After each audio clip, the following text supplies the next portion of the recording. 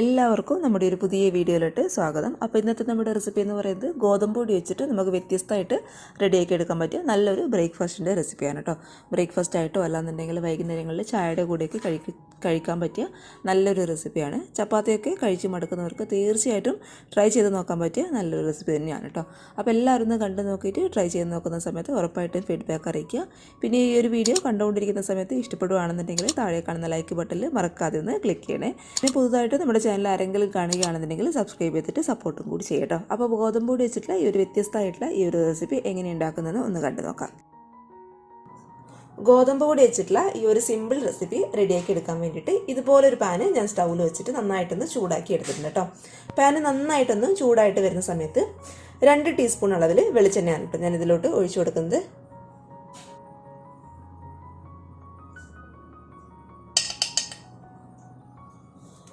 നമ്മൾ ഒഴിച്ചു കൊടുത്തിട്ടുള്ള വെളിച്ചെണ്ണ നന്നായിട്ട് ഇതുപോലെ ഒന്ന് ചൂടായിട്ട് വരുന്ന സമയത്ത് ഒരു മീഡിയം സൈസുള്ള സവാള ഇതുപോലെ സ്ലൈസ് ആയിട്ട് അരിഞ്ഞെടുത്തിട്ട് നമുക്ക് ഇതിലോട്ട് അങ്ങോട്ട് ചേർത്ത് കൊടുത്തേക്കാം.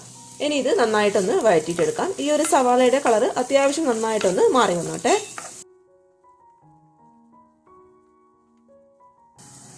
നമ്മൾ ഇട്ട് കൊടുത്തിട്ടുള്ള സവാളയുടെ കളർ അത്യാവശ്യം ഇതുപോലെ ഒന്ന് മാറി വരുന്ന സമയത്ത് ഒരു 2 പച്ചമുളക്, അതേപോലെ ചെറിയൊരു പീസ് ഇഞ്ചി, പിന്നെ 2 അല്ലി വെളുത്തുള്ളി കേട്ടോ.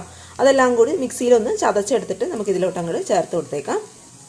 നമ്മളിതുപോലെ ഈ ഒരു മസാലയ്ക്ക് ഇതെല്ലാം കൂടി ചതച്ചെടുത്തിട്ട് ചേർക്കുന്ന സമയത്ത് ആ ഒരു മസാലയ്ക്ക് പ്രത്യേകതരം ടേസ്റ്റും നല്ല ഫ്ലേവറും ആയിരിക്കും കേട്ടോ. അതുകൊണ്ടാണ് മിക്സിയിൽ ചതച്ചെടുത്തിട്ട് തന്നെ ഞാൻ ഇതിലോട്ട് അങ്ങോട്ട് ചേർത്ത് കൊടുത്തത്.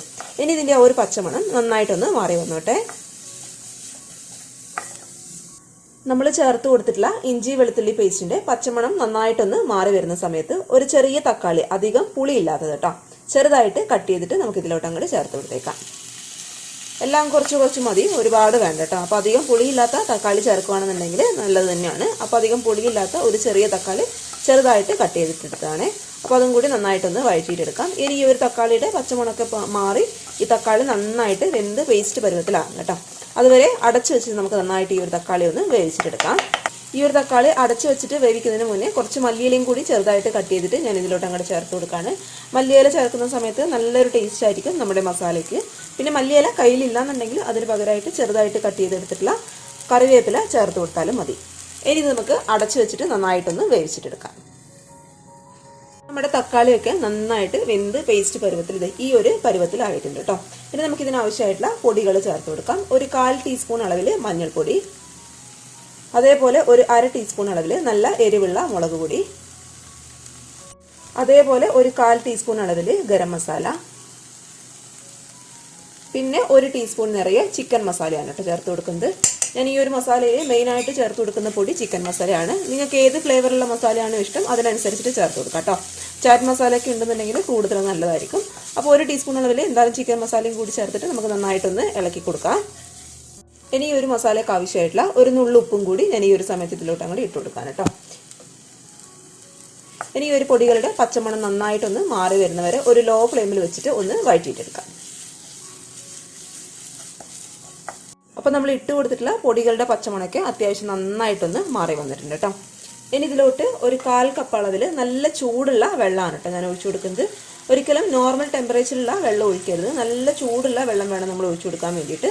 തണുത്ത വെള്ളം അല്ലാന്നുണ്ടെങ്കിൽ പച്ചവെള്ളം ഒഴിക്കുന്ന സമയത്ത് ആ ഒരു മസാലയുടെ ടേസ്റ്റ് ആകെ മൊത്തം അങ്ങോട്ട് മാറിപ്പോകും കേട്ടോ. അപ്പോൾ നല്ല ചൂടുള്ള 1/4 കപ്പ് അളവിൽ വെള്ളം, അതായത് 250 ml കപ്പിൽ 1/4 കപ്പ് അളവിൽ വെള്ളം കേട്ടോ. ഇനി ഇതൊരു 2-3 മിനിറ്റ് നന്നായിട്ടൊന്ന് തിളച്ചിട്ട് വരട്ടെ. അപ്പോൾ നമ്മുടെ മസാലയിൽ വെള്ളമൊക്കെ വറ്റി കറക്റ്റ് ഇത് ഈ ഒരു പരുവത്തിൽ ആയി കിട്ടിയിട്ടുണ്ട് കേട്ടോ. ഒരുപാട് വെള്ളം വറ്റിച്ചിട്ട് ഡ്രൈ ആക്കിയിട്ടുള്ള മസാല നമുക്ക് ആവശ്യമില്ല, ഈ ഒരു പരുവത്തിലാണ് കേട്ടോ നമുക്ക് വേണ്ടത്. ഇനി നമുക്ക് സ്റ്റൗ ഓഫ് ചെയ്ത് ഇത് ചൂടാറാനായിട്ട് അങ്ങ് മാറ്റി വെച്ചേക്കാം. ഇനി നമുക്ക് ഇതിനാവശ്യമായിട്ടുള്ള മാവ് ഒന്ന് റെഡിയാക്കി എടുക്കാം കേട്ടോ.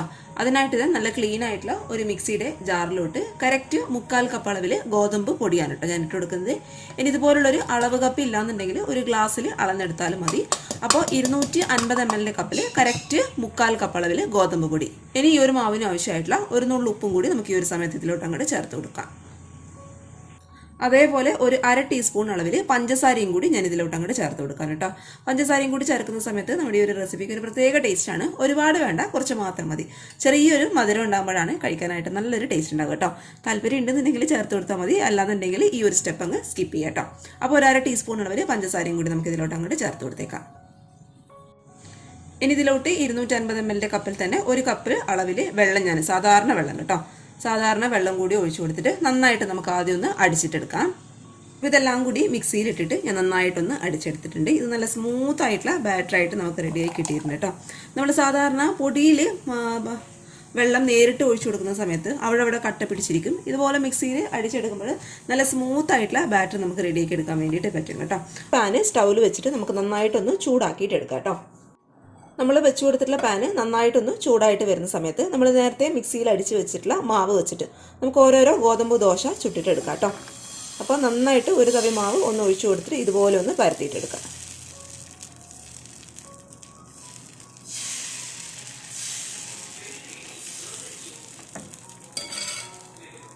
ഇതുപോലെ ഒരു സൈഡ് നന്നായിട്ടൊന്ന് വെന്ത് വരുന്ന സമയത്ത് ഇത് പതുക്കെ നമുക്കൊന്ന് മറിച്ചിട്ട് കൊടുക്കാം കേട്ടോ.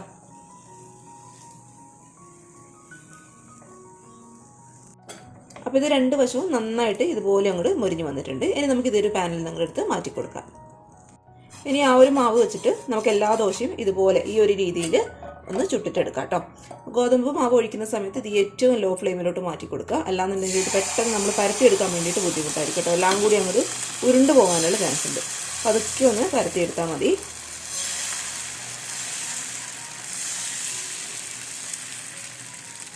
ഇത് അടച്ചു വയ്ക്കേണ്ട ആവശ്യമൊന്നുമില്ല. ഒരു മീഡിയം ഫ്ലെയിമിൽ ഇട്ടിട്ട് നന്നായിട്ട് രണ്ട് സൈഡും ഒന്ന് വേവിച്ചിട്ടെടുത്താൽ മതി.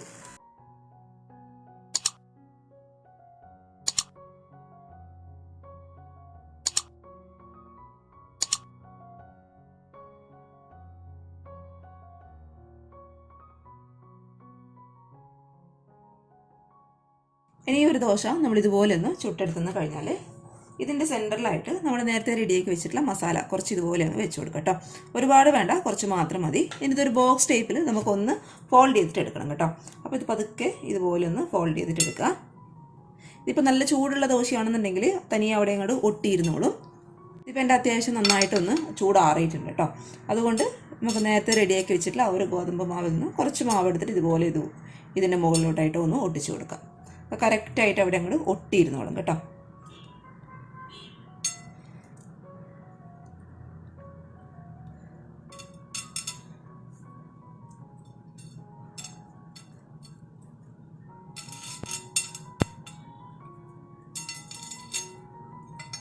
അപ്പോൾ ഈ ഒരു രീതിയിൽ ബോക്സ് ടൈപ്പിലാണ് നമ്മൾ ഈ ഒരു എല്ലാ ദോശകളും റെഡിയാക്കി എടുക്കാൻ വേണ്ടിയിട്ട് പോകുന്നത്.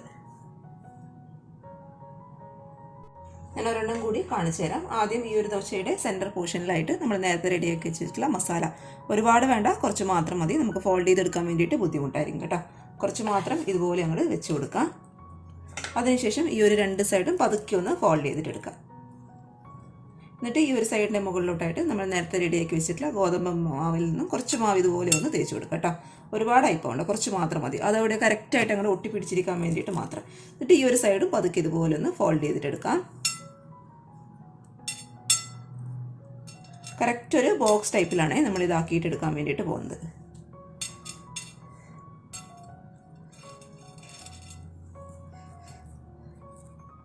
ഇതുപോലെ അങ്ങോട്ട് ചെയ്തിട്ടെടുത്താലും മതി കേട്ടോ.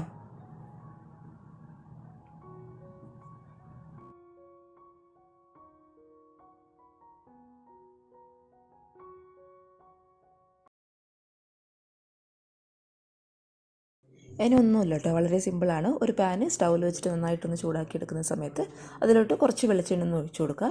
വെളിച്ചെണ്ണ നന്നായിട്ടൊന്ന് ചൂടായിട്ട് വരുന്ന സമയത്ത് നമ്മൾ ഫോൾഡ് ചെയ്തെടുത്തിട്ടുള്ള ഓരോ ദോശയും ഇതുപോലെ നമുക്ക് ഒരു പാനിലോട്ട് വെച്ച് കൊടുക്കാം. തീ ഒരു മീഡിയം ഫ്ലെയിമിലോട്ട് മാറ്റി കൊടുത്തതിന് ശേഷം രണ്ട് സൈഡും നന്നായിട്ടൊന്ന് മൊരിയിച്ചിട്ടെടുക്കാം കേട്ടോ. ഇത് ഓൾറെഡി ഉള്ളൊക്കെ വെന്തിട്ടുള്ള ദോശയാണ്, എന്നാൽ രണ്ട് സൈഡും നന്നായിട്ട് മൊരിച്ച് കിട്ടാൻ വേണ്ടിയിട്ടാണ് ഇതുപോലെ നമ്മളങ്ങ് ചെയ്തിട്ടെടുക്കുന്നത്. അപ്പോൾ ഇത്രയേ ഉള്ളൂ ഗോതമ്പ് പൊടി വെച്ചിട്ടുള്ള നമ്മുടെ സിമ്പിളായിട്ടുള്ള റെസിപ്പി ഇവിടെ റെഡിയായി കഴിഞ്ഞു. രാവിലെയൊക്കെ എളുപ്പത്തിൽ നമുക്ക് റെഡിയാക്കി എടുക്കാൻ പറ്റിയ നല്ലൊരു റെസിപ്പിയാണ് കേട്ടോ. അപ്പോൾ എല്ലാവരും ഒന്ന് ട്രൈ ചെയ്ത് നോക്കുന്ന സമയത്ത് ഉറപ്പായിട്ടും ഫീഡ്ബാക്ക് അറിയിക്കുക. പിന്നെ കണ്ടുകൊണ്ടിരിക്കുന്ന സമയത്ത് ഈ ഒരു വീഡിയോ ഇഷ്ടപ്പെടുകയാണെന്നുണ്ടെങ്കിൽ ലൈക്ക് ചെയ്യുക കേട്ടോ. പുതുതായിട്ട് നമ്മുടെ ചാനൽ ആരെങ്കിലും കാണുകയാണെന്നുണ്ടെങ്കിൽ സബ്സ്ക്രൈബ് ചെയ്തിട്ട് സപ്പോർട്ടും കൂടി ചെയ്യാം. അപ്പോൾ നാളെ ഇതിനേക്കാൾ നല്ലൊരു വീഡിയോ ആയിട്ട് കാണും വരെ thank you for watching Simnas food world. By.